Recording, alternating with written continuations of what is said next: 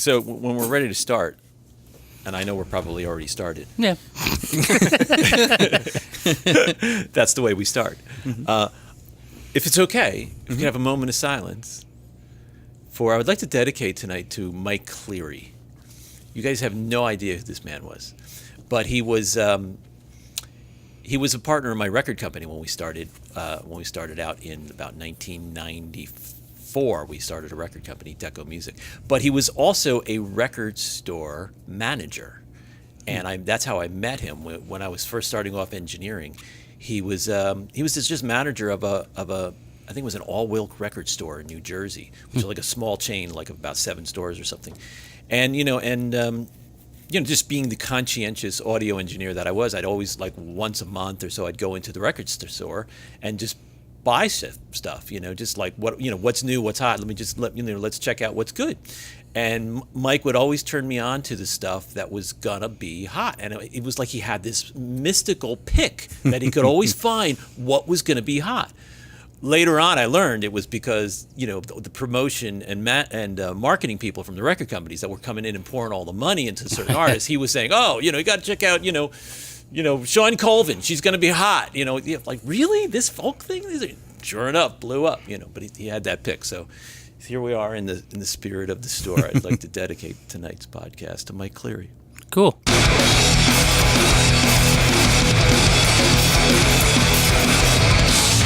This is the Darkside Records and Gallery podcast.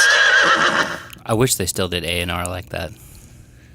Yeah, A&R, that's a lost like, product managers now. I meet some people that say that they're an A&R, but I'm like, really? Yeah. I don't know what that means anymore. Yeah. There's no reps that come here. No one, really? We've had one rep ever come here. Well, I know a lot of guys know about your store. Plenty of people know about our store, and plenty of record label distribution people do shop here. But right. My actual reps, I've only ever met. Well, I know some of them, but only ever had one of them in the store. Wow. So it's all done like electronically, email and stuff like that. Nobody's coming in with the personal touch or whatever. We tag them on Instagram and there you go. Snapchat. And that's how they know what we're doing, what they ask us to do.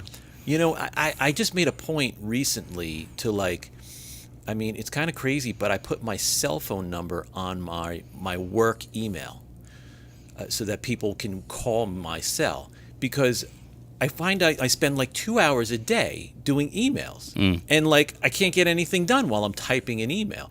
But when I'm talking on the phone with somebody, I can be making backups, I can be doing other stuff, and I'm just finding a lot more. I kind of find it the same way too.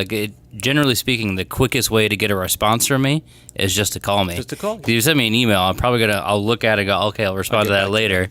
And then as a week goes by, and then you said, hey, did you read my email? I'm like, yeah, I'm an asshole. I didn't respond. So we got a new member here today. I see that you've brought a new assistant we brought Steven with you today. What's your name, man? Steven. Steven? Yeah. Welcome. Thank Welcome. you. So how new are you? Well, I met Alan probably a year and a half ago, and then recently, probably the last year or so, I've been working with him and other stuff. So probably last year. You were here for record store. I was here day. for the record store. I remember day. that. Just helping Yeah. him out. Yeah. Cool. I was here. Yeah, just trying to bring them up the right way. Yeah. Indoctrinate them into the world of get your ass on the podcast. Yep. Do you listen to podcasts? Do you like podcasts? I don't usually listen to them. But check out some radio, podcast, stuff like that. It's a world, man. It's like a world of good things. Yeah, it's great. It's great entertainment to go to sleep to. Well, it's like I even I guess we all are sort of non-traditional in everything we do, but I always loved, my favorite thing when I listened to radio was I used to listen to VKR on Sundays at 3 in the afternoon, and they would play the old, 1930s or whatever, the serial radio shows, right. The detective stories, right. And I loved those. Okay. I used to love listening to those, and that's why I think podcasts for me were such a natural transition. Yeah.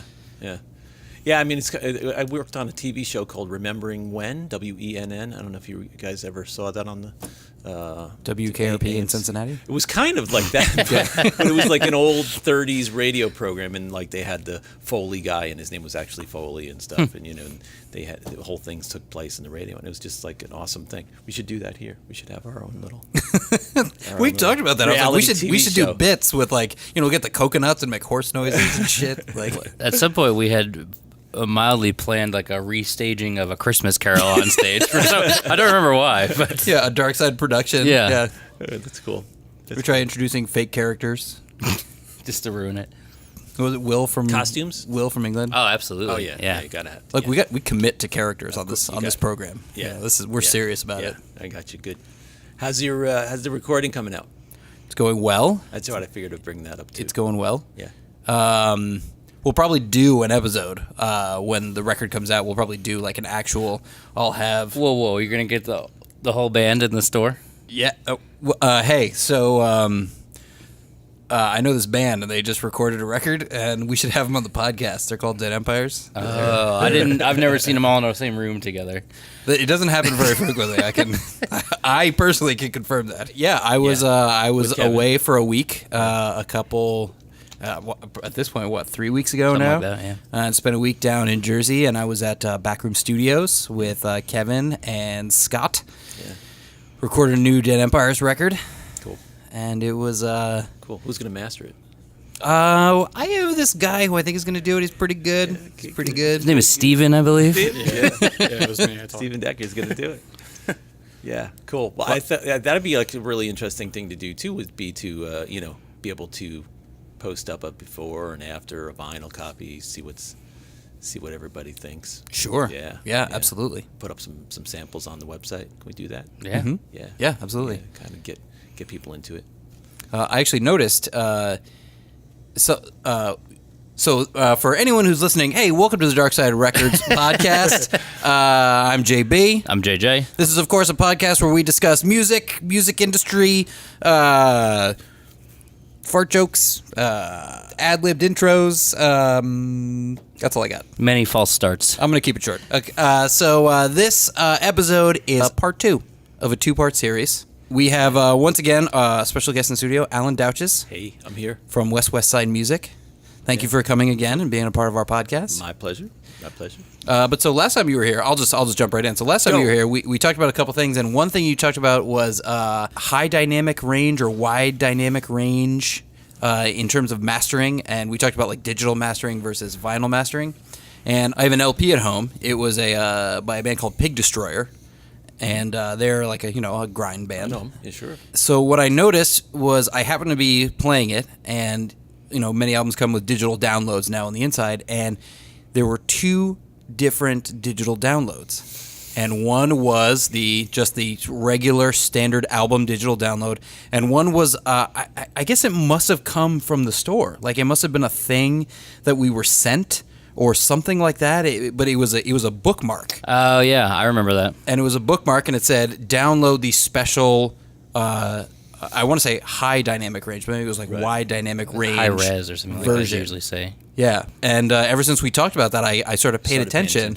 So I put it on, I listened to it, and the whole time was just thinking about, so many things that we talked about last podcast, that now at least I have, the most rudimentary understanding Yeah. I of think at least conceptual or Nine Inch conceptually. Nails released one of their albums that way. You could purchase it either as standard CD dynamic 16-bit, which was kind of crushed, or they released a version that was kind of what they mixed in the studio dynamically. They were both mastered, but they were mastered differently. They were both actually, CD format, 16-bit, but one was meant to be, squashed, and one was meant to be more dynamic. And you could, I think if you bought one, you could there might have been a code to buy the Access other one, the or other something one. like that. Something like that. What album was it? Do you know? It was 3 years ago or so, I guess, because I remember that Dillinger was putting out their record at the same time, and we were trying to discuss doing it with them as well.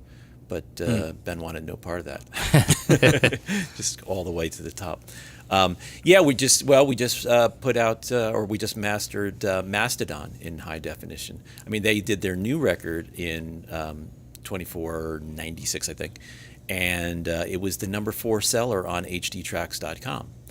And so, I've been trying to convince the label to let us release that, and they finally said, okay, yeah, it's starting to sell. I think it's a great option, and it's kind of my opinion why vinyl is just such a viable format is because it's the more dynamic, playback medium, which again, it doesn't make sense. It's not really the dynamic medium, and it's got all those other factors into it. But, we're more inclined to just leave it on and let it play and enjoy a whole side of a record rather than the immediacy of what all the kids do, So yeah, I mean, we're trying, and I mean, it's kind of also a takeoff of the mastered for iTunes format, which is a similar thing. Now, what's happening is all of the playback companies, YouTube did it, and now Spotify just brought theirs down to minus 14 level units as well.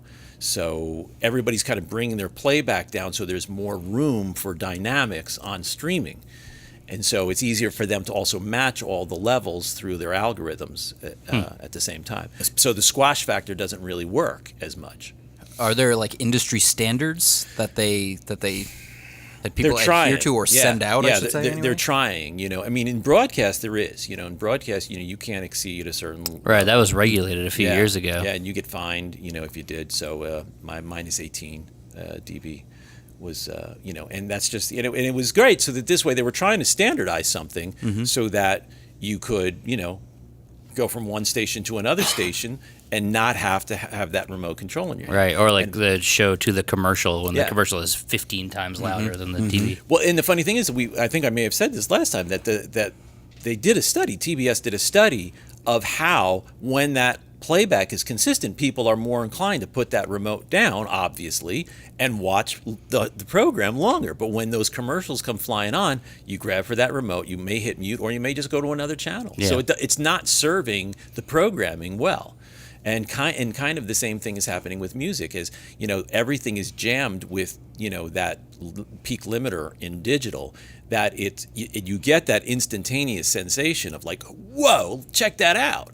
But you don't normally get through but a couple songs before you're looking for something else because it's just got all that same squash factor going on. And when you think about it, if you're pushing everything up into a ceiling and everything is getting closer and closer, there's less room for deviation at the top. So what's happening is everything is starting to sound the same. So if the obviously nobody can see me drawing this waveform, but if the waveform goes from here to here to here to here, right, and you've got a perfect kind of sine wave, it's not a problem. As you start jamming that to the top, you get the sine wave in the middle, but at the top and at the bottom you get square waves. So no matter who you are as a band or an artist, if you're jamming it to the top and to the top of the level, you're going to start getting square waves, and you're going to sound just like everybody else. As well as when you start thinking about a stereo image, if the left and the right signals, which are always a little bit different, which is what gives you your stereo field, as you start jamming levels up, it goes into mono because when both sides get clipped and become a DC, a direct current line, it goes into mono. And so what happens is on a CD that's jammed really tight, is you get this kind of effect with your stereo image. It goes to mono, then it goes to stereo, mono to stereo, and it does that 1,000 times a second, and you don't get the clarity, but you don't have that in vinyl, which is one of the reasons we because you physically couldn't. You can't. Yeah. You can keep kind of getting closer to that square wave, but it never actually becomes that sawed off top transient. And now, because there's no real volume wars for vinyl, like there were in the days when radio was playing vinyl, when it had to be hotter, we're putting the more dynamic one there, and that's why it sounds better. It's it's really I'm kind of always pinching myself that it's happening. It's really tremendous. Yeah. Next. Yeah, I tend to be like a very emotive listener. Like I long for emotional connections with music that I listen to, and that's something something about sitting in my living room listening to an LP and that environment and how it all relates to each other. Like I'll often find myself like when I get a new record. I don't know if this is weird or not. Maybe this is like a strange admission, but I will, I'll get a new record and often we'll listen to it here, and it's a very specific experience. And I feel like it's definitely not the same. Yeah. It's like it's loud, and ambient. and I listen to a lot of loud music, so like it kind of cooks, and I'm like, oh, this sounds really good. And then I get home and I put it on my turntable, and it sounds so different. There's clarity in such a different way. Like there's much more like range and depth to things, and I'll often I'll just be standing in the middle of my living room, like staring at the center of the floor, kind of listening to my two speakers. Yeah. And like, you know, my girlfriend will walk in and it'll just be me standing in the middle of the room, and I think she just kind of goes like, okay, and just turns around and walks out and goes in the other room. Yeah, well, I think, you know, true audio geeks also have to sit in that perfect isosceles triangle. You know, and that's where I reside my entire life. I just sit in that one spot. I can't move up, can't move down, can't move sideways, you know. Mine's Just fucked gotta up sit right there. now because I tore my living room apart, so my speakers are stacked on top of my records in like a small hallway. Oh, yeah. But it's still hooked up because I Yeah. could not have it hooked up. So I got one speaker way up here on top of the shelf and one over here standing on the floor, Yeah. and one's pointing at glass windows, and then one I have tilted towards the living room, and it's not the same. My brother did that once. I walked into his living room, and he had one speaker behind the sofa facing up in the air, and the other one was in another corner facing down the wall. And I'm like, what are you doing? And he's just like, I like it this way. You know, there you go. Yeah, whatever. Whatever floats your boat on that. Yeah, the other thing is cassettes. We started talking about them a little bit last time. All of a sudden, I'm mastering for cassettes again. Yeah. I got to, you know. I mean, what do you guys sell cassettes? Are we selling them here now? We do. Yeah.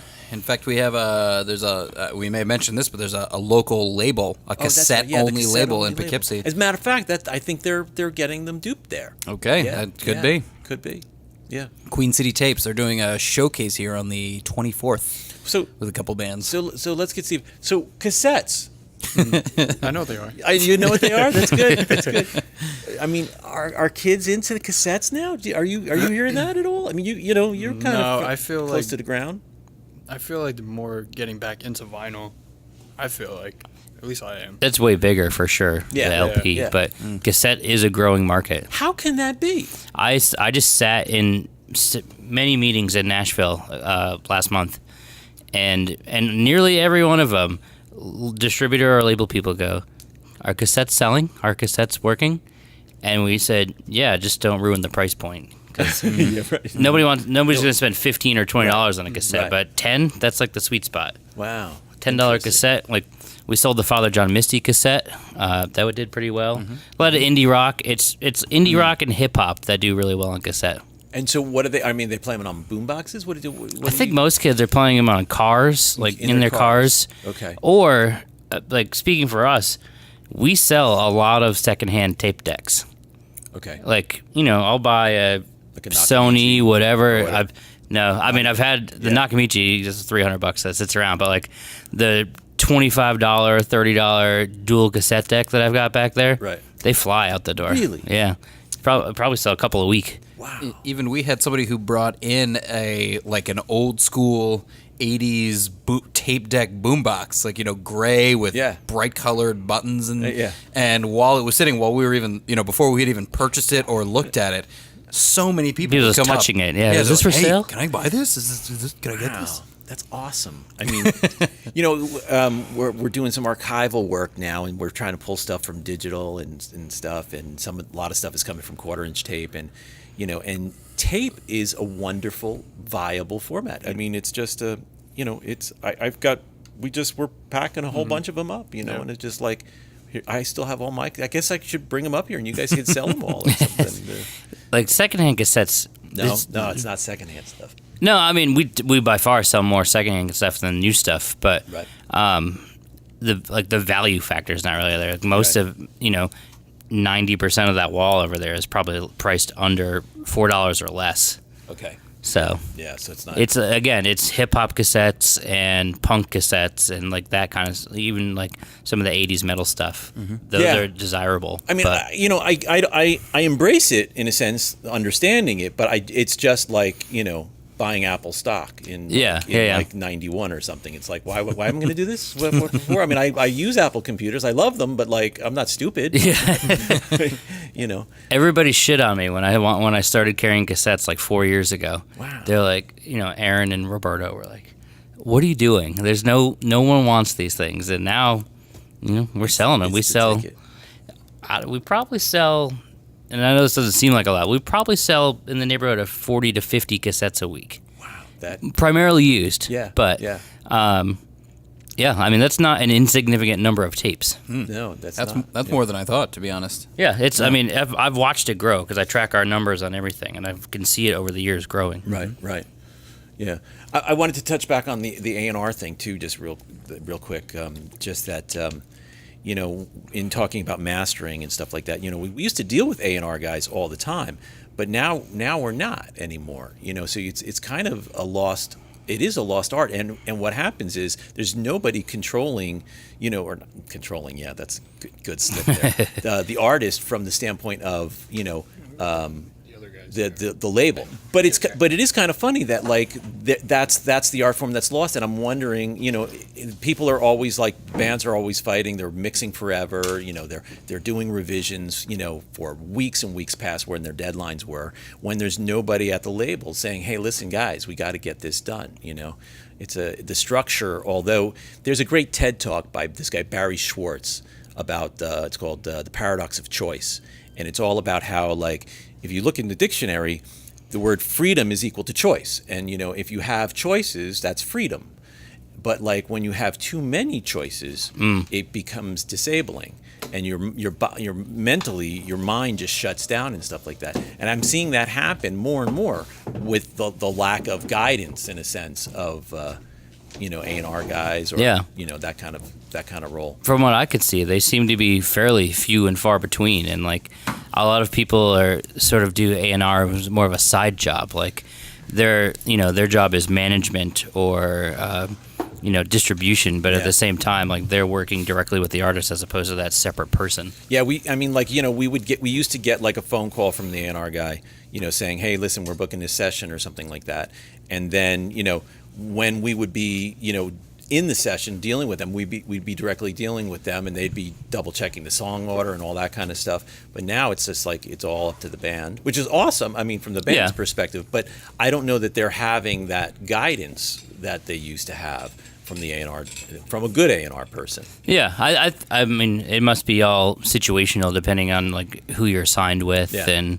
I'm sure the bigger the company becomes, the less of an importance it is until you're some sort of, you know, megastar sort of class. Well, you know, I guess you know, they're given their role. Listen, sell records. You know, sign what's going to sell. You want to hear the craziest thing? Like, I don't know, just reminding me of it. So we're in a meeting with the largest music distributor in the world, which is Universal Music. Universal, right? Yeah.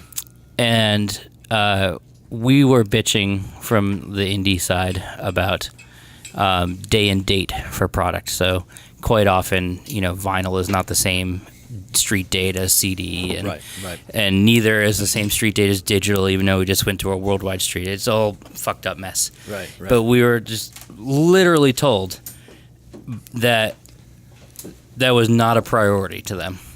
And that just blew my mind, and I held my tongue, and I feel like I shouldn't have, but I sat there and just thought, then what the fuck are we doing sitting here in this meeting? Right. If you don't give a shit about what we're saying, but their whole thing is secrecy. So like, I think they're shifting their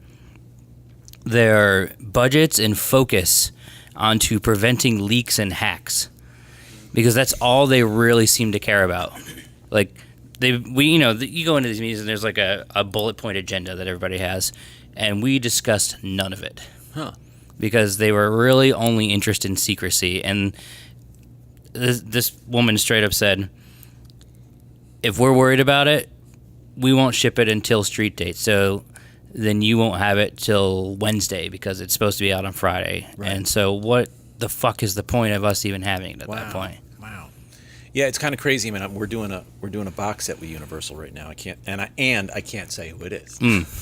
You know, and Universal's thing is, quote, the embargo. That's crazy. That's really crazy. But there's so much bureaucracy there that it's you know, like they're looking, you know, they can't find tapes. Yeah. And it's like, what do you mean you can't find, and then it's like, well, it's in, and then there's a guy who's the archivist, and it's like, and you get him on the phone. And it's like, well, they're missing 8 tapes out of, like 30 of the catalog pieces.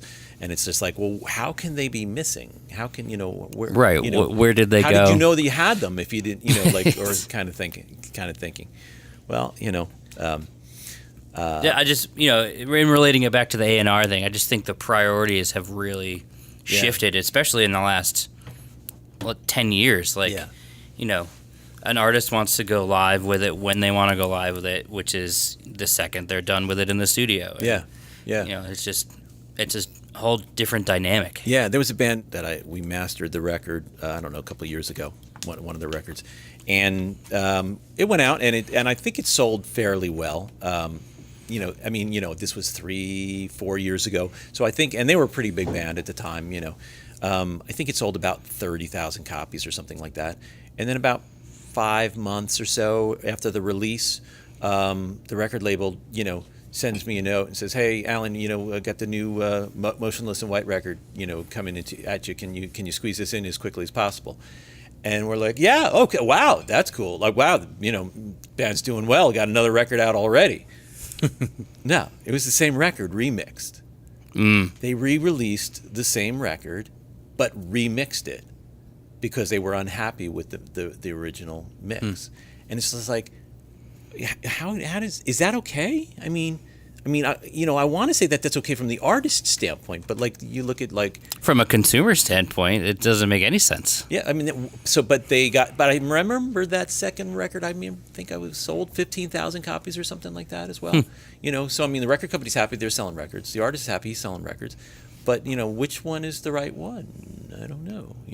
And I actually didn't even know that until I started. I didn't know it was the same record until I started mastering it. And I'm thinking like, these songs sound familiar. And then I'm looking at the titles, and I went back and I referenced it. I'm like, this is the same record. This is it's quite unusual. But I was talking about archiving, bringing up the tapes and stuff like that. We're also transferring some vinyl for another project, and it's really remarkable how durable vinyl is over the years. We're pulling stuff from the 70s and literally just vacuuming it, cleaning it, and vacuuming it. And it's like new. Like I said, with tapes, we have to bake them for 8 hours or 10 hours or something like that. And even then, as you're rewinding the tapes, the splices are coming apart. So you can't, after you bake a tape and you put it on a tape machine, you can't just hit rewind and walk away, because the splicing tape, all the goo, it probably has given way already, but then the baking process normally will dry out the glue, and often the splices come apart. So you have to do a library wind going backwards. So you're literally sitting there, and the tape is almost moving at like twice the speed. So a full reel of 2-inch tape will take about 10 minutes or so to rewind, because you have to be really careful that the splices don't come apart on them. Otherwise, in high speed mode, you're going to ruin the tape. But it's just one more time, the virtues of vinyl. Just there's the master, and it sounds great as long as it's a good pressing. I actually saw a very interesting quote today from Rob Zombie. I don't know if he's always got good quotes. Yeah, He's good. According to metalinjection.com. You know it. I guess it was from an interview with Kerrang! Magazine. They're still around? They're still around, yeah. Remember they just got bailed out? Didn't they go bankrupt? And somebody... No, you're thinking of Metal Hammer. Metal Hammer. Yeah. Oh, so close. I just really didn't know Kerrang! I haven't seen it since like 97 or something. So Rob Zombie was quoted as saying, and I'm not going to do a Rob Zombie impression when I read this, just so that's clear. I don't know, kind of want to hear that.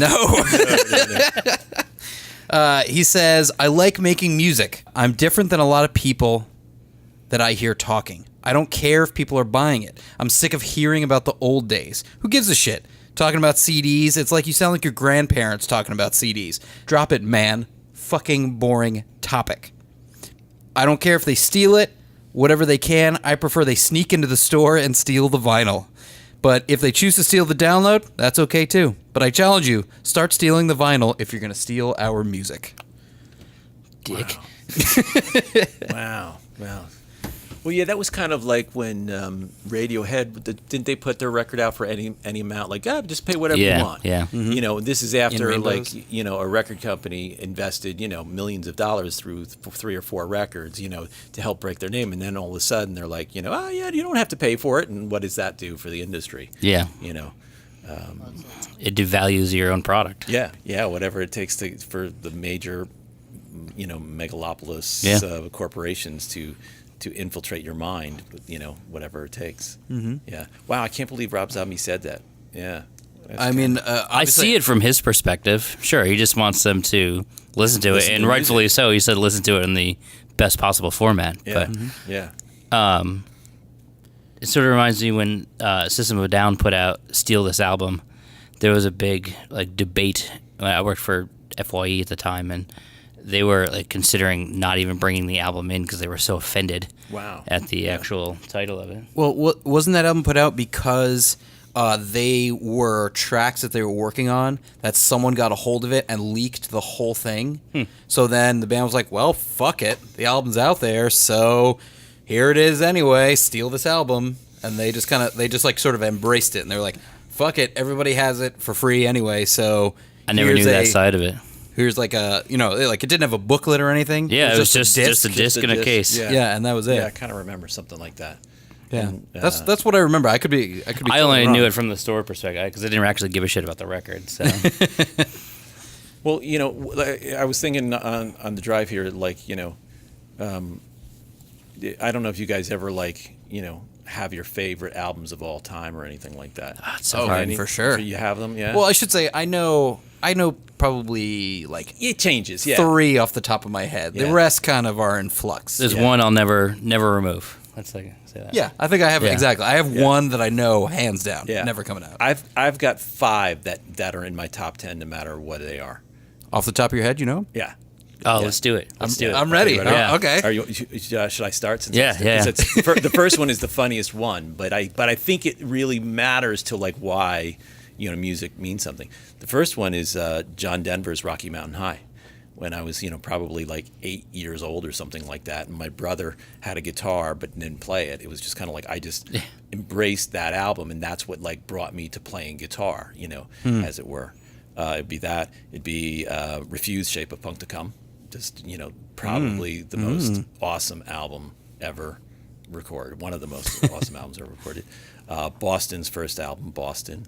Blood, Sweat, and Tears, Spinning Wheel, and Beach Boys' High Water, which is a live album. I don't know if you guys know it. It's kind of a little rare album, but that was a double album that I just absolutely wore out.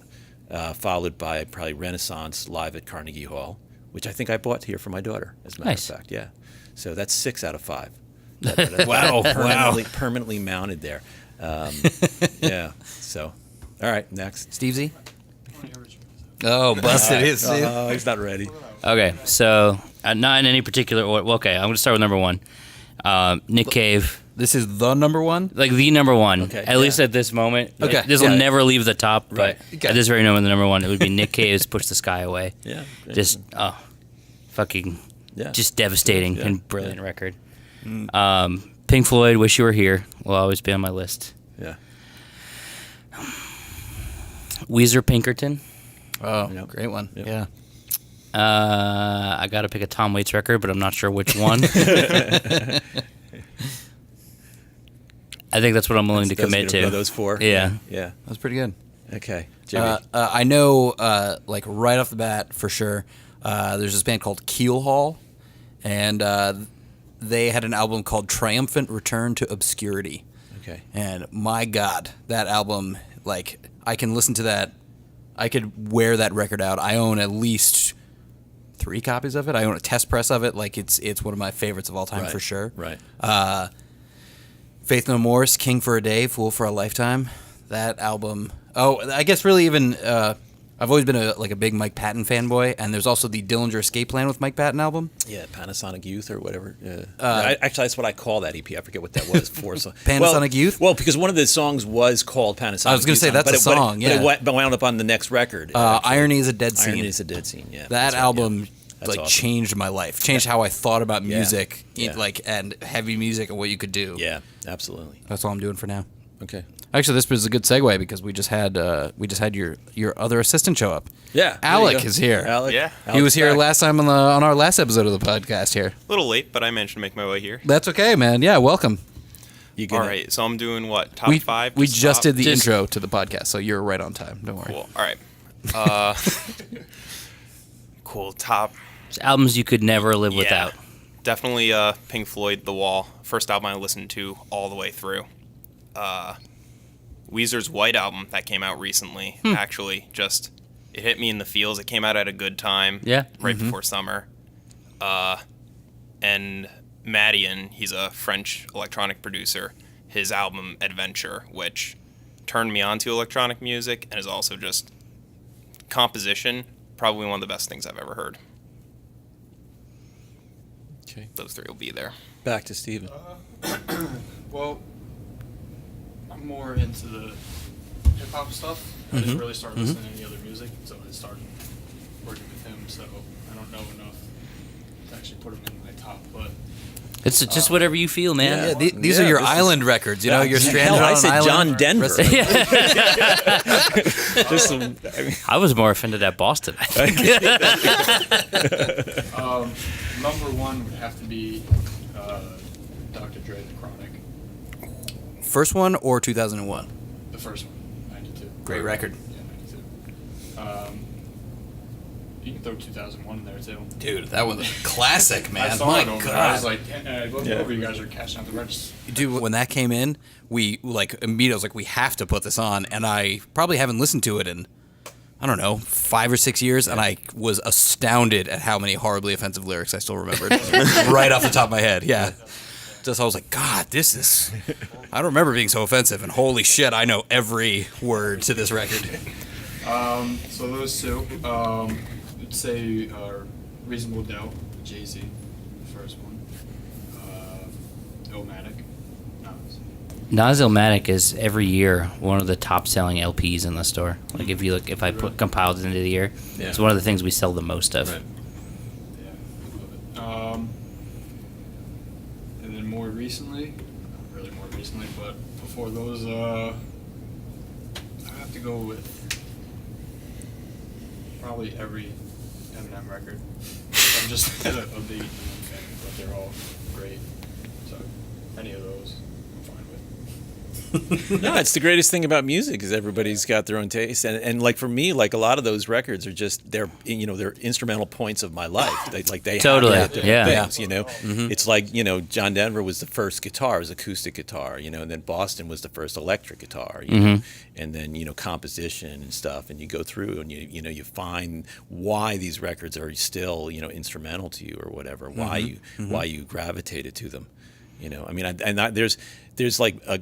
You could probably list 100 records, everybody, that like, oh yeah, if you had to go, save your record collection out of your house, what would Yeah. you grab? Oh, God damn it. Yeah, I don't even you want to think about that. Shit.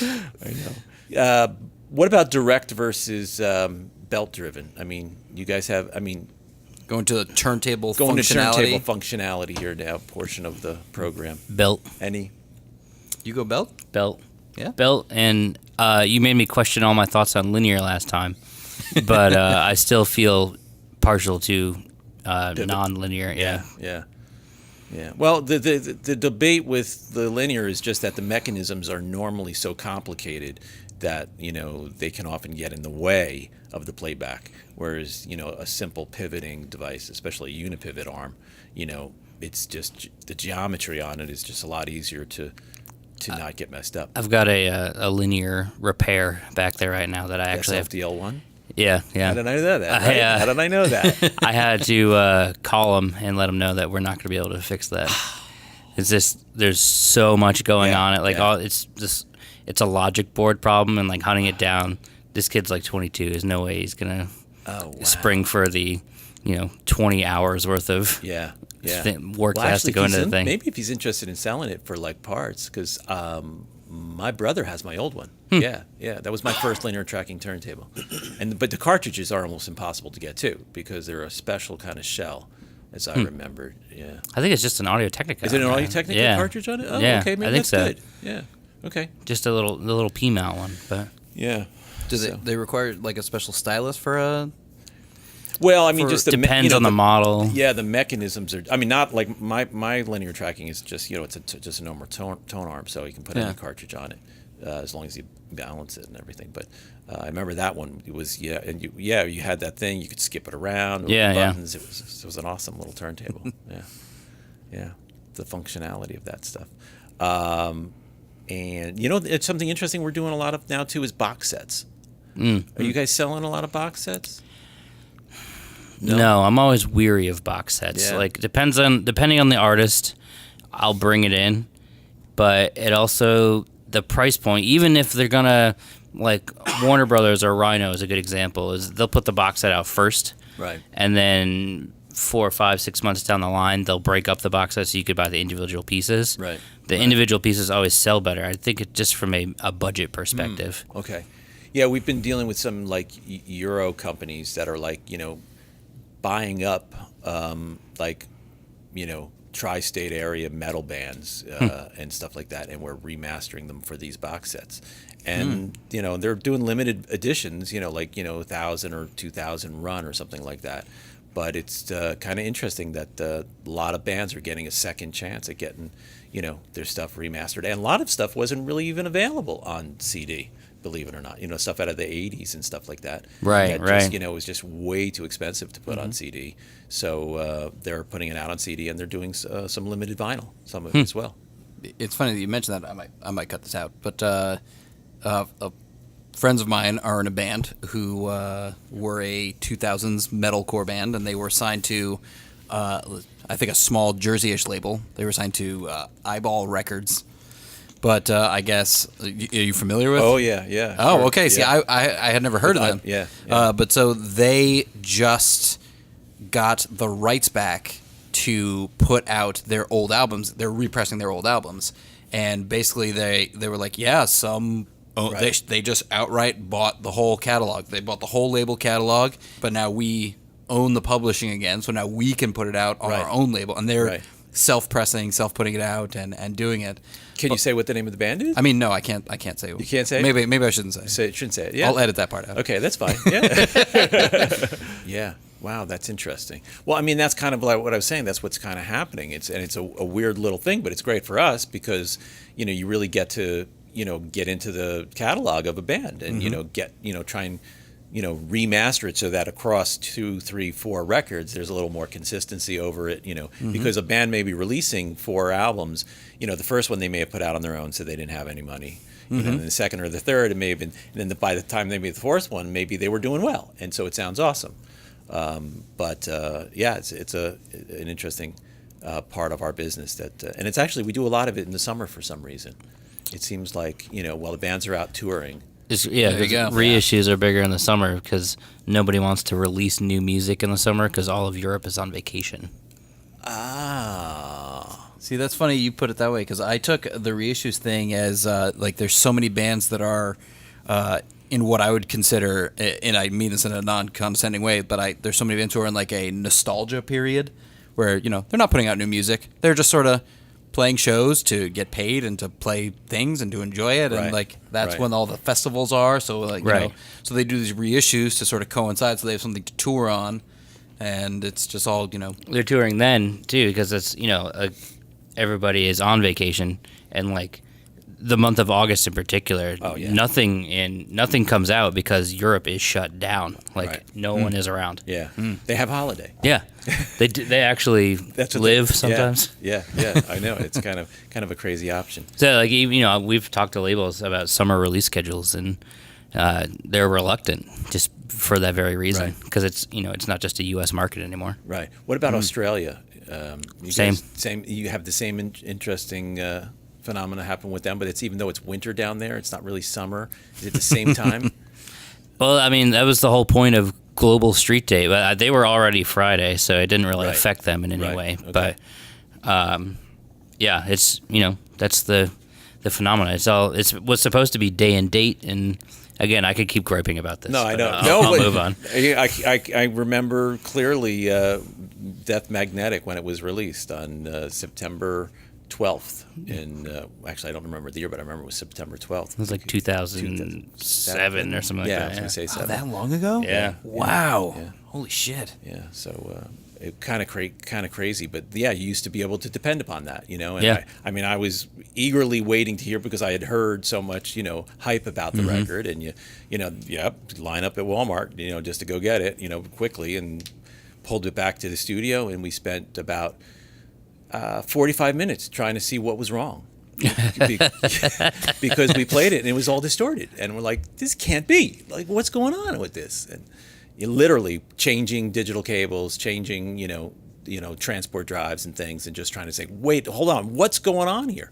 And you mean just in the context of you got the final product and we're listening to that? Yeah, we got the final product and we're listening to it, and it was just like, this is wrong. This can't be right. This can't be right. And it was right. It was intentionally distorted. Who produced that? Was that Bob Rock again? You know, I'm pretty sure he must have been involved in it, but I think Guru Man.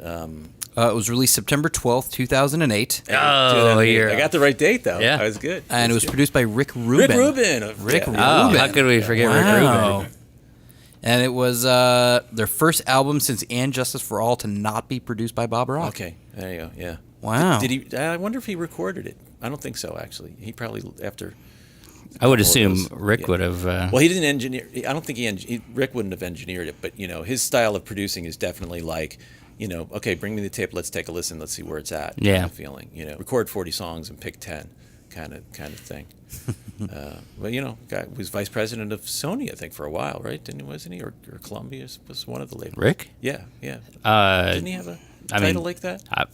I don't think so. I mean, Def Jam for sure, but Def Jam early, yeah. yeah, because he was one of the founders of Def Jam. Yeah. Yeah. Well, but you know, And he's the one that changed the Beastie Boys from a punk band to a hip hop band. yeah. Man, I listened to a podcast with him once. That was one of the most interesting podcasts I've ever listened to. Yeah. Because he insisted on the whole thing being done in a sauna, like his personal sauna. Oh yeah, I heard that. I can't remember the guy who did There's it. a guy- there's a guy that's like a famous. He's like a interviewer. fitness sort of guy. That's but, right. That's right. Yeah. and they're like, it was a whole conceptual thing because like the mics were starting to frizzle out because it was Right. like 220 degrees in there. But then every like 20 minutes they had to shift and they'd go to an ice bath and they'd come back and. That's right. That's right. Yeah. Feel free to start playing cards like that. Yeah, there you go. Get demanding. That'll do it.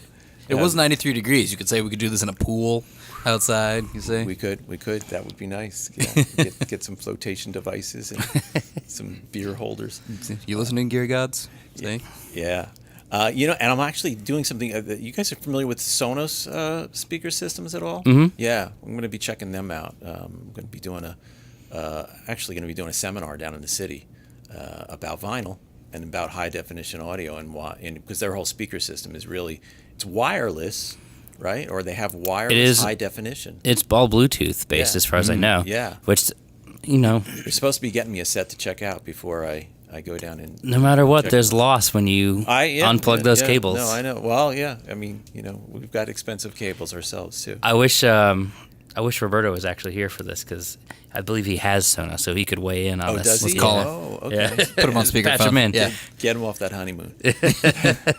When, off the train. when is the presentation you're doing? It's next month in July. Actually, I think we're trying to finalize a date, middle of July. Okay. Something- What's the forum?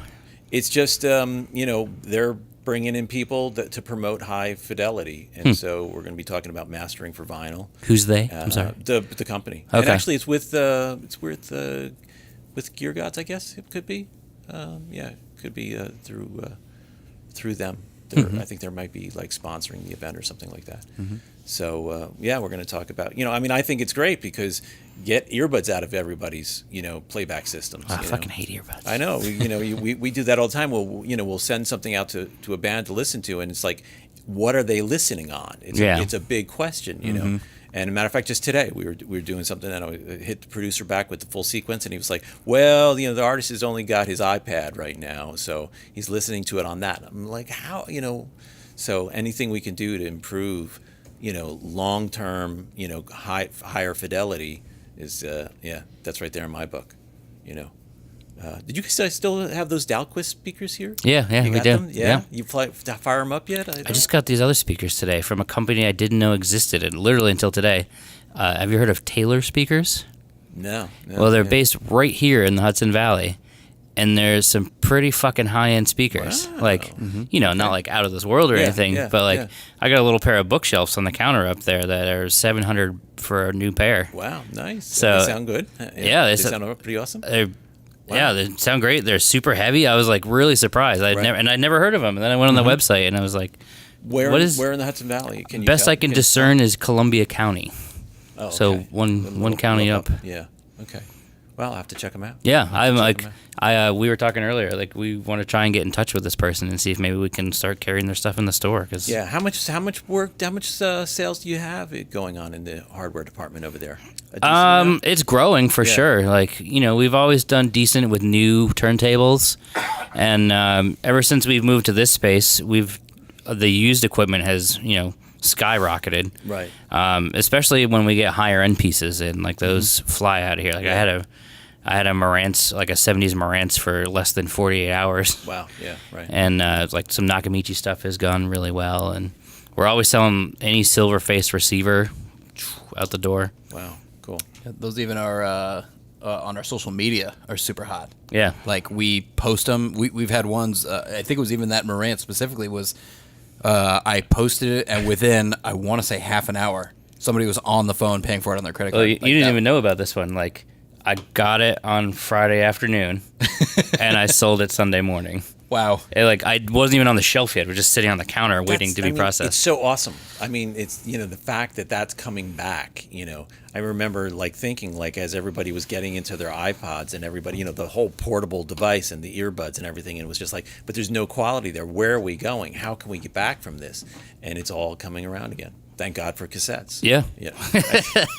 Some kind of cassette mechanism. And on the other side of the token, though, there's plenty of people who just don't understand. I was invited by somebody who I know works in the music industry, was throwing this huge thing on Saturday, like full stage setup, food trucks, vendors, like the whole works, like 20 bounce houses were this place. Right. And so he asked me if I'd come set up. I said, yeah, sure, okay, no big deal. Right. So I get there and I set up, and I sat there, and I sat there, and I sat there.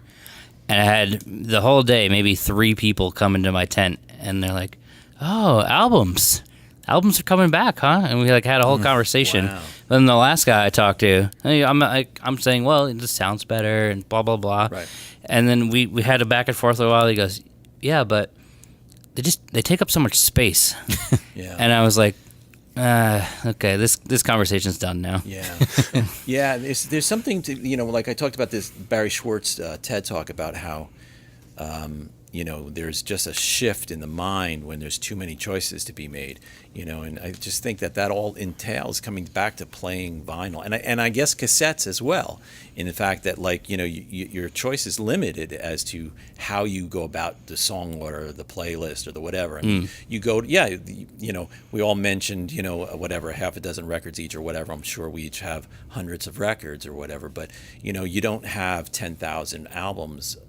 Well, I mean, some people do. Michael Fremer does, but I mean, a lot of people don't have that much vinyl, but they all have it on their phone, or they all have it instantly accessible on their Spotify. But what really matters is the stuff that you carry around in, a dozen milk crates or whatever, that you just keep carrying no matter where you go from place to place. Mm-hmm. And then you pull one out and it has a memory about it, and you might have wrote some notes on it or something, or remembered where the skips were or where the static pops were.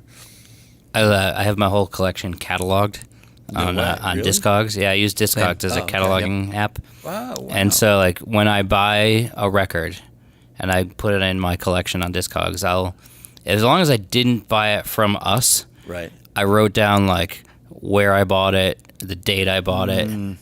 So if I'm in Florida and I'm at a store, I'm like, okay, I bought this at Park Ave CDs on blah blah blah. Just so when I'm a senile old man, I can maybe go, hey, that's where I got that from, and maybe I'll remember that trip or something like that. Wow, that's awesome. Yeah. I mean, but that's like I said, when I brought up my favorite records, they're not necessarily. I don't listen to those records. Well, maybe the Boston one. No, I don't really listen to those records anymore. But they were records that changed the path of my life in music, for whatever reason, and that's what's so awesome about them. And I think I still have all of those records on vinyl, and like I said, and then you buy your own copies for your offspring then next, and you try and turn them onto it.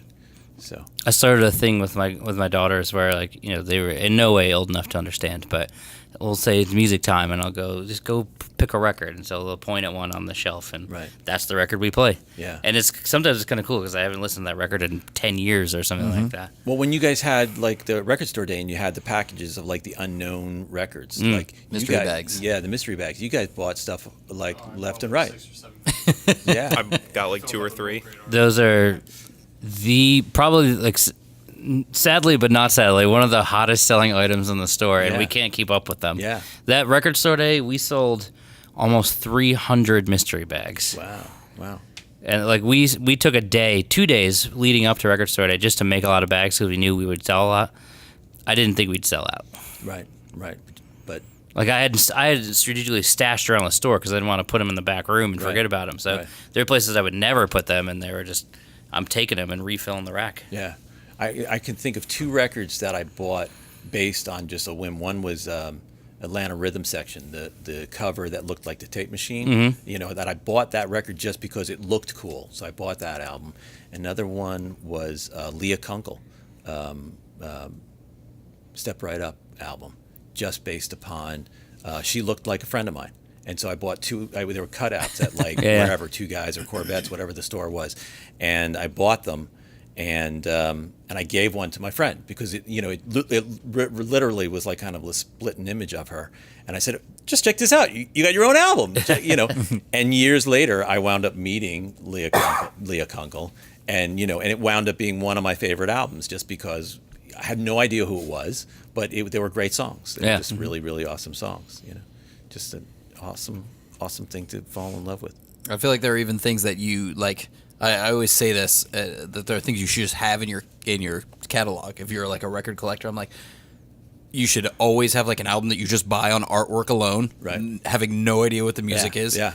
One of mine is you should always have something with either you should have something with some kind of nudity. Like I was gonna say offensive, but being people being nude on the cover isn't necessarily an offensive thing. Right. But like something with like with someone naked on the front cover. Right. Something like I love like super rare pieces. Like I remember going to a record show with you when we first became friends. And the guy was playing a record that was like satanic rituals put onto an LP, and I was like, fuck, I need that in my collection. I mean, I feel like I just have to. I might never listen to it, but shit. You never know when you need to pull that out at a party. Yeah, there's just certain things that I feel like everyone should have those just for the sake of having them. Yeah. I have a weird affinity for collect like records of specific sounds. So, for example, I have a record that's just different orca cries, like and calls. Oh. Yeah. And I have that's amazing. I have a whole record of different canine heartbeats, and I have a record of human heartbeats, like different, like it's like they're medical professional records, like where like this is how you learn what different arrhythmias and things sound like. Right. That shit's so weird and cool that I just whenever I find them, I have to have them. I remember that. It's like my own audio motor museum in the house. Yeah.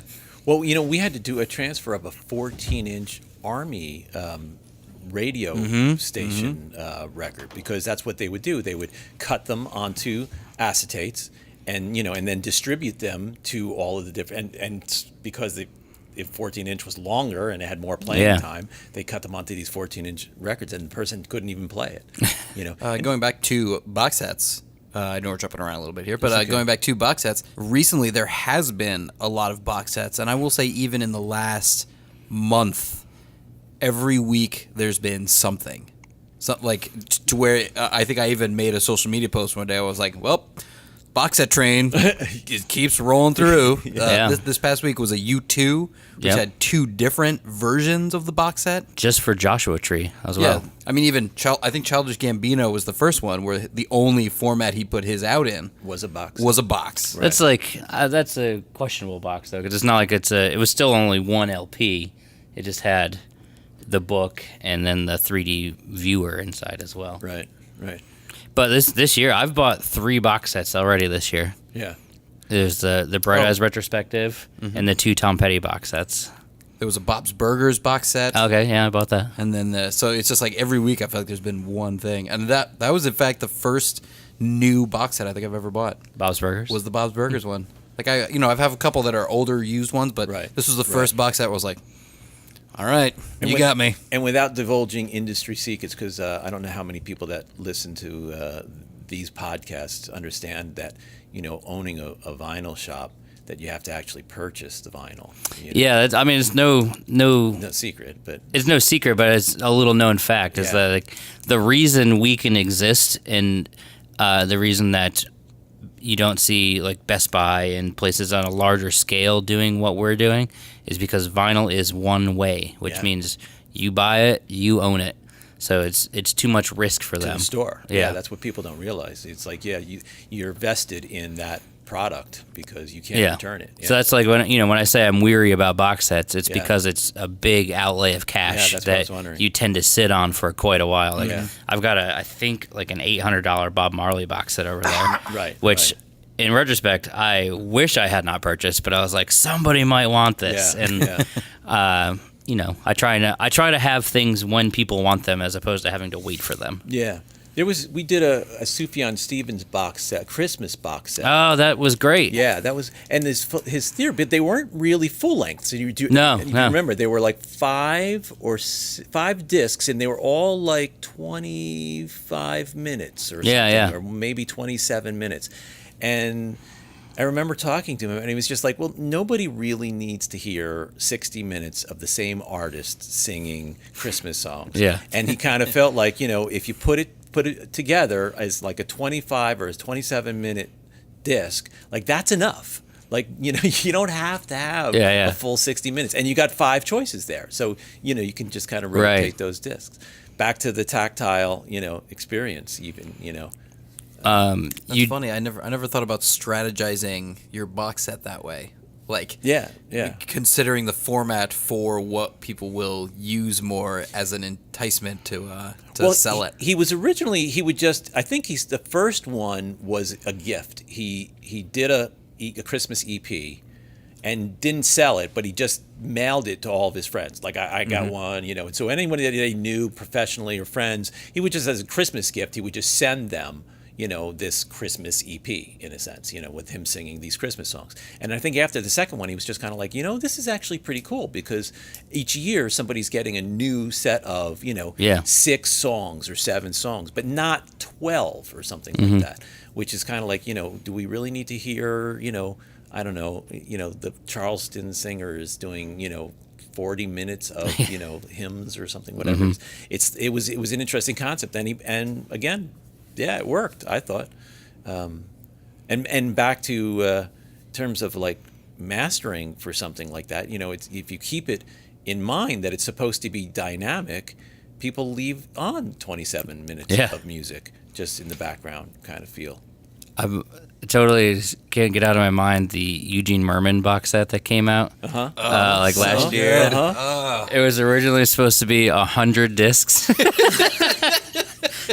But they cut it down to like 4 or something like that, and one whole side is just him making orgasm sounds, and one whole side is just him crying. I think there was a super deluxe version, which was like it was like a really fancy hotel chair that had a carved out place with an MP3 player that played the whole thing, and there was only one. It was like $3,000, and somebody fucking bought it. Oh man. But admittedly, that's what's great about retail music. I mean, in a sense, right? Yeah. It's like buying gifts for people like that. I mean, how many times I know that we're as a family or something, buying gifts or something for a birthday or a holiday or something, and always vinyl, or I mean, if, like my daughter buying vinyl for friends or something like that. Yeah. It's always a great opportunity to give them something that they'll hold on to. Yeah. Very difficult to give to someone in a way that doesn't immediately indicate that you're giving them a record. Yeah. That's the Yeah. one challenge. Like, for Yeah. my girlfriend's birthday, I gave her a record. She's like, okay. Like, I know what this is. Yeah. Yeah. It's kind of hard to hide that. Yeah. Yeah. So Not surprising The bigger records are problem bad. though is like getting people to actually play their records. yeah. Because like, if you talk to like all the labels have commissioned studies about who the vinyl consumer is, and most of the feedback is that the majority of people buy but then do not play albums. Right. They're just buying them to have them. Right. So like, I'm always considering like how do we convert the vinyl buyer into a vinyl listener, and that's a pretty big hurdle. Yeah, I mean, I think, the first hurdle is the hardware, like, Yeah. is them, getting something useful that works, That's the interesting wording for it too. Something useful, but that also works and represents what you've done correctly. Yeah. Because yeah. a lot of times it's not being represented Now, correctly. I think we touched upon this last time about doing maybe like a seminar up here about stylus alignment, Yeah. cartridge alignment. We should plan that. Yeah, I would love to do that. And get out the protractors and get out, Mm-hmm. the strobe, for to measure. I have a strobe. Yeah, I don't own a strobe. Yeah, and just kind of check turntable speed, because like when we talked about belt versus direct drive, it's like, yeah, belt, of course, always, except if you're a DJ. Except for that's Yeah. what I say to people all the time. I say, "Are you scratching? Right, Do you? Otherwise, you don't need it." right. And it's more to go wrong. Yeah, and it's more mechanical noise. There's Yeah. a whole bunch of reasons why not to go there. But yeah, I mean, it's the way to get them to listen to it is to educate them. I mean, that's really the only thing, and hence like why I'm going down to Sonus to talk to people about that, and we talk to people about it all the time when we're mastering. We'll master for standard digital first, because that's what everybody wants to hear, and that's the what you're going to get on Spotify, what you're going to get on the CD, maybe what you're going to get on iTunes, or maybe a version of it forever mastered for iTunes. And then towards the end of the session, and this could be even like 2 weeks later or something after everybody's approved everything. They're like, oh yeah, we need a vinyl master. And so it's like, oh, okay, yeah, we'll cut that for you, And then you also give them an MP3 of the side breaks, so in other words, if it's a 10-song record, we send an MP3 of 5 songs together as one file, and then 5 songs together as another file. And you just send it to them to say, okay, listen, here's the side breaks, because lots of times song 5 will bleed into 6 or something like Right. that. And you want to make sure that they understand that, right now, guys, you have side A is 27 minutes and side B is 13 minutes. It's kind of an uneven break, or whatever. So we send them. And it's amazing because obviously the mastering for the vinyl is different, that sometimes they come back and they go, well, why does this sound better? And they're not even listening to vinyl yet, but they're hearing, a more dynamic, perhaps, less limited version, and they're actually kind of liking it. So I think education is the biggest way, and that's why we should just start doing some seminars up here. Yeah. I mean, not every Tuesday because Right. but I mean every Wednesday. Yeah. One of the best ways I've found to get people to really listen to vinyls are finding one of their favorites, not their absolute, because then they won't open it, but one of their favorite albums. I had a friend who I got him Ghost Stories, Coldplay. And I was like, all right, we're going to listen to this. And he's like, why? I don't want to open it. I'm like, no, you really should listen to it. He's like, all right, fair enough. I'll listen. And I got him hooked on it. He went out and bought a suitcase player like 2 days later because he wanted to keep on listening to it. And they started buying more vinyls and more vinyls. You raise even an interesting point, which is, I think, a big hurdle is not understanding how to play records and being afraid of doing it for the first time. And we even we had a day in here where the first time. yeah, we had a girl who works here, and we're playing a record, and I was like, hey, can you go flip that record? And I remember I heard a bunch of noise, and I kind of look over like, what's happening? I was standing right in front of her, and I had a quick head jerk. Like, Yeah. what's going on? And then I realized, I looked at her. I was like, "Have you ever played a record before?" And she goes, "No, I haven't." And I was like, "Holy shit! Stop! You should have said that right out the gate. We could have made this a special moment. I'll show you how to do everything. Like, we'll do this together. Let's make this like a great experience. I don't want this to be the thing where like you're put on the spot and you're nervous and you fuck it up and then you're embarrassed and you never do it again. Right. And so I told her, I was like, let's strike that from the record. Let's do this again. And I know you talked to her about it. I taught her about the Q lever. That was Yeah. And then I showed her and I was like, all right, this is the special one. This is your real first time. And we played the record and I mean, I guess I'm also for like tradition and ceremony. I like those sorts of things. And so I was like, this is a big moment for you. But like playing your first record. To me, vinyl, even though, as I've discussed, that there's so many technical things about it that are inferior to other formats. But it's the action and the tactile thing that brings the listener to enjoying the music more, which is far more important. Which is the real win, And again, when you think about if somebody's buying a download or listening on Spotify or whatever, they may get one song, especially if you're skimming through or you're listening to Apple Music or something, and an artist comes on, you may say, "Hey, I really like that artist. I'm going to save that song," but you don't really get the album per se. And the way you become endeared to the artist, I find, is by listening to multiple songs. And when you have the vinyl, you don't have a choice, really. I mean, it's like there's that conscientious effort of, 2 or 3 minutes of taking the album out, hopefully, cleaning it maybe, and putting it on the turntable, and the interactive part of which side do I play, A or B, so there's a little, game that we play with ourselves. And then it's like when you pop that needle down, chances are you're not going to come back after the first 4-minute song is over, or 2-minute song, depending on what kind of music it is, and take it off. You're going to let it play, and you're going to go about your thing, just like letting it, be in the background, and you wind up falling in love, and you find the mystery tracks that you didn't know were there or something. Yeah. And that's what's great about it. And I think maybe that was the point of the podcast tonight, is to start some kind of educational process here at the store about how to open a record, how to not get your fingerprints on the actual vinyl itself, and also the sleeve, right? How many people put a record in a sleeve and then put the sleeve inside the jacket so that when you turn the jacket over, the record will fall out of the sleeve? Yeah. Like, no, you can't do that. You've got to, juxtapose it so that, that it won't fall out. And we always talk to people about bagging their records as well. Do you believe in bagging them? 100%. Yeah. To protect the artwork?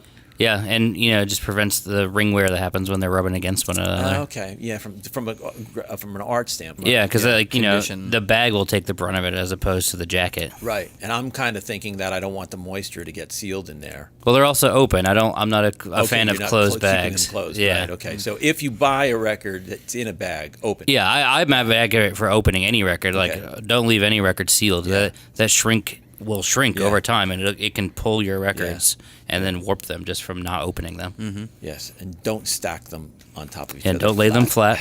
Well, I think I'll that's say it. for listeners, we're happy to answer any of your questions. If you have turntable questions, if you have vinyl questions, if you want to know if you're doing something right, come on in. Chat with us. Come and say hi. We're happy to answer all of your questions. And even we offer this sort of informally, but if you're buying a new turntable, I guess to a lesser extent, even a used turntable, we're happy to set it up for you. We're happy to set it up with you. We'll explain the whole thing if you're going to buy it. And for the most part, once a tone arm is set up, a cartridge stylus set up, it's good. Yeah, You know, you as don't long really as need you- to fuck with it. Yeah, as long as you're not, scratching the record across or whatever, it stays set up. Or your Awesome. cat is. Yeah, cats. Oh, it's adorable. Chasing things. First time I saw a cat jumping on top of my turntable, I went out and bought a cabinet for the next day. Well, I think that's the key. Just We, helping them set it's it up. still sort of in the works, but on the same education sort of vein, I started talking with some people from the school board for Poughkeepsie City Schools about trying to get vinyl into the library at the high school, so that kids could actually have an opportunity to either listen to it there or take it home in some way. The logistics have never actually been worked out. Right. But that was something that we were trying to start just as an opportunity, because most kids don't have, most people's parents, I would say at this point, have either gotten rid of them or forgotten about them or not taken care of them in one way or another, right. or hopefully trading them into us so we can resell them. Right. Yeah. So I was just trying to come up with a way that we could put albums in the hands of students without any cost to them. Yeah. Yeah. I remember when I was a kid, you used to be able to go to the library and take out records like a bunch. And I remember like doing that as a kid, I mean, they weren't like selling, it wasn't like Rolling Stones records per se, but it was like, the Carpenters. Yeah. Or something. And part of the program is, so we have a loyalty card, Right. where you get a point for every dollar spent, and those points build up for various discounts that you can Right. choose when you want to Okay. redeem them. And somebody, a good customer, I was just saying, well, I don't really intend to use any of these points, but I have a lot of them, and what could I do with them in some sort of charitable way? And I was like, I don't know, but I'll get back to you. Yeah. Yeah. And what I kind of came up with was people could donate their points to finance the purchase of the record for the school or for the the library or something. At our studio, we have an analog mixing studio, and originally we had set it up, even though like for the most part, I'm doing mastering all the time. I still had my analog, Studer 24-track machine and big ass, analog mixing board. And we set it up because we wanted engineers to come in to experience what analog sounds like. And, for I'd say maybe about 2 years, we had maybe about a dozen guys that would be like, okay, no charge, it's free. Like, bring in your session if you want, if it's digital or whatever, or you want to try and track something to tape, just try it and experience it, because it's the way of educating. And I used to do the same thing with surround. It would be like while we were mastering and while we were finishing up and maybe while we were making their final masters or something, I'd take them into the surround room and just let them experience like, a $30,000 surround system playing music, not watching, Private Ryan or or some, The Matrix or something where, this is all about special effects, but hearing The Shape of Punk to Come in surround have you guys even know that existed? You told us last time. Yeah. Oh, did I? No, I thought of it somewhere. And and nobody wanted to plop down the money for a DVD audio player, Right. or thing. So and also it's hard enough to get people to buy 2 speakers and not have them pointing in different directions. So to try to align a lot of surround sound. But gamers are into it. Gamers were heavily into those records. So because they have surround headphones and they listen to things like that. So It's not the same though. Fucking nerds. the surround headphones. 7.1 surround, I think, is what most Most gaming is In headphones? headsets. Yeah, they got like all kinds of like smaller drivers in there, but I've listened to actual surround systems and it's not even close. Yeah. It's like- it's so compact. I can. Or you got to drop like You have to $1,800. major money, yeah. Because Yeah. I've at the tail end of my FYE days, gamer headphones at Christmas time were the fucking rage. Like, Wow, yeah. we'd have 2 pairs in August, but come November, I had 20 boxes full of them just for restocking the shelves with. Yeah. Anything else? Any other topics? Well, I think we had a pretty good discussion here. I think this is a good place. I think I have this idea about trying something new really quick here. We'll try to keep this to like 2 minutes. Oh, We'll do a bit. It's never gonna happen. Okay. What we should try to do, Darkside podcast, because you're our special guest here, Alan. Okay. I guess both of you as well. We're gonna do a 3-person lightning round. the lightning Hang round. on, hang on. All right. Okay. Let me try this again with sound effects. I'm gonna put them in post and put Okay. lightning and thunder sound effects. I guess thunder sound effects, not really. We've only ever been known for horse noises on this podcast. God damn it! Wouldn't it be a thunder round, really? Like light? Okay, it doesn't Yeah. matter. Okay. So we're gonna do really quick question and answers. First one off the top of your head. You ready? Here we go. Something new that you discovered recently that you've enjoyed. Lightning round. That's crazy. I got Go, Alec. Go. I listened to the band Metric for the first time after hearing a song from Scott Pilgrim, and I thought it was just the one song that I liked, and the whole album it's off of, I don't know it off the top of my head. It's a great album. I want to listen to them more. Great band. Steve Z. The reason why I stumble on that because it's kind of like every Stalling. record that I work on in a sense. It's just kind of like always finding something new. I want to point out this is Alan's equivalent to saying like, I Come can't mass- pick a record because they're all my favorite. And also, I wind up listening to podcasts and talk radio when I'm like not working. Same. So maybe I'd say TED Talks. Okay. Question 2: something old that you have either rediscovered recently or has been re-released recently that you regained an appreciation for. Lightning round. Sorry, should I make the questions more simple? Well, I had You one. should, but I'll answer that one. Clarence Carter. Maya Angelou. Wow. Abbey Road. All right. The lightning round. Best new hip hop record. I already forgot the name of it. It's wow. Kendrick Lamar. Yeah. Damn. All right, so much for the lightning round. Yeah. I tried. it was- Yeah. You could say it the other way. You could do lightning round back. I used at to us. always ask people their favorite flavor of yogurt. Well, you know Ooh, what? that's a good one. Yeah. What's the hottest selling vinyl right now this week? What's flying out the door? Roger Waters. Oh Yeah. New Roger Waters Yeah. record. Yeah. Oh, and Mutoid Man. Yeah, Mutoid Man for Sold sure. a ton of Mutoid Mans, Wow. Yeah. which I'm super We- happy about. Love that band. We were hyping that record though because it's so fucking good. That's why. Yeah. Do you have any part of that? I've worked with him in the past. Yeah. Let's see. Other questions. What's the best-selling turntable? You guys have MMFs, right? MMF. Yeah. 5. Music. No one buys them. Nobody buys those. No. What are they buying? Best selling is a specific. Best selling question. is the LP60, Audio-Technica LP60. Yeah. What's the price point on that? Roughly? 120. 120. Is it a USB turntable? No. No. 150 for USB. 150 for USB. Okay. Up after that is probably the Music Hall USB 1, which is their, USB. their USB plastic shell Entry. table. Yeah. And then after that would be the Project Debut Carbon, which is That's a good basically the 2.2, but it has way more street cred than the 2.2. Right. Lightning round. I wish we were selling more U-turns, but I'm just not sure the brand awareness is there yet. Okay. Yeah. Well, we gotta help that out. Whenever I tell people though that pretty much everything on the table is made in the U.S., though, that is a really good selling point That's for a them. selling point. Yeah. I was basically everything but the cartridge. So Yeah. I mean, if people could just, realize that, for, I guess, $500, they could get a turntable, probably a used receiver, and a decent set of speakers, right? And that's less than the cost of an iPhone.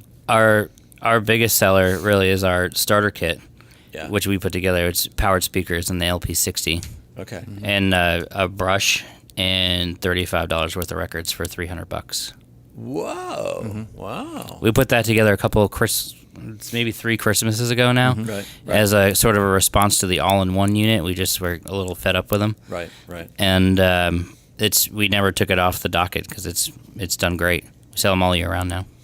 That's inspiring. And sound great, truthfully. Yeah, it just to from that those little 1-inch speakers to this, it's just fucking out of the water. Right. Yeah. And Well, I could bitch about the LP60 and its drawbacks all day long, but Yeah. Well, there was a talk a while ago about with bands, should they release 1 song, 3 songs? How many songs should a band go in and record? And I was always saying you got to do an album, you got to do a full length, because that's how you find an artist. You don't get an artist out of a single or something like that. It's like you gotta. I'd rather see a band spend less money per song and try to do a full length than try to perfect the 1 song kind of scenario. And that ties into the album concept and just really getting to know who the artist is. the single concept has been dead since the late Yeah. 60s, really. Yeah. Except Not for in the EDM pop scene. world. What's that? Yeah, EDM, pop. Its singles are where it's at. Yeah, totally. That has forever been that market, and you can even see that shift into. Yeah, I think it's where you end up. Yeah. Unless you become the actual megastar. I even when bands release songs. For example, even when the new Mastodon came out, I listened to maybe 25 seconds of a song, and I said I'm not listening to it until it comes To out. the whole album. That's how I've always been. I don't Yeah, want to hear it alone because I don't want to get a conception of what the album is going to be. I just want to listen to the whole thing. Yeah. And I never really I could tell you what I like about an album, but I could never, generally speaking, never tell you the name of a track. Right. I just know it's the 3rd song or whatever. Right. And I get that a lot too. People will send in the first song for the mastering ahead of time, and I'll ask for MP3s of the rest of the album, just even if they're just roughs, just to get an idea of what the album is supposed to sound like. What's the depth of it? Because how can you kind of master the lead off track without having heard the rest of the album? So maybe we'll do the remote podcast from West Side sometime. Yeah, I would love to do that. And we have a record coming up that we could do that with. That'll be part 3. That'll be part 3. Yeah. Okay. Done. Coming up soon. All right. Cool. Well, thanks for being a great store, guys. Thanks for coming on. Thanks for being here. Yeah. Pleasure. Cool. Well, I guess that's it for this month's episode. Once again, this has been the Darkside Records podcast. If you enjoy this podcast and you're listening on iTunes or whatever your format is, just head on over to the store. There's a little ratings section. Just go and give it a little clicky. I don't want to tell you how many stars, but it should be no less than 5. I'll take 37. Leave a comment. It helps other people find out about our podcast and helps get the word out, and it makes us feel good in our little bellies. It's like gold stars of kindergarten. Yeah. The digital stars of our happiness. We're talking about the ones that I wasn't supposed to eat, and then I ate them, right? Yes, you vomited them all over the floor here, actually. So check out Alan, of course, West Side Music. What's your website? westwestsidemusic.com. Yeah, that's it. Go there. Go see everything he's done. Go head over to our website, darksiderecords.com. If you're listening, you already know what our website is, so I don't think I need to explain it again. Any last mentions that you want to get out? Anything you have coming up? Any dates or something that you want to? A lot of them I can't talk about. Yeah, it's crazy. Embargo. Embargo. All right, so that's the podcast for this month. Thanks for listening. I'm JB. I'm JJ. Alan. Alec. Thanks.